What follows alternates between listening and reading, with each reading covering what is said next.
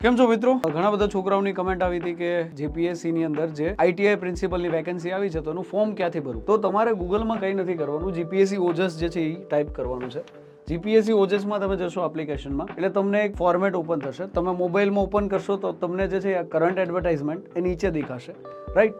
તો તમારે કરંટ એડવર્ટાઇઝમેન્ટમાં જવાનું છે. ત્યાં જઈને તમારે જે છે એ સ્લાઇડ નંબર 2, ત્યાં GPSC principal class 2 advertisement number 13, ત્યાં આગળ ખાલી તમારે અપ્લાય કરવાનું છે. પછી તમારો જીપીએસસીની અંદર તમે ઓજસમાં જે રજિસ્ટર્ડ કરેલો હશે OTR અહીંયા એન્ટર કરવાનો છે. દેન આફ્ટર તમારી બર્થ ડેટ નાખવાની છે, અપ્લાય વિથ OTR કરવાનું છે, બરાબર છે. પછી તમારી બેઝિક ડિટેલ તમે જે રીતે ફોર્મ ભરો છો એ જ રીતે ફિલઅપ કરવાનું છે. ડન.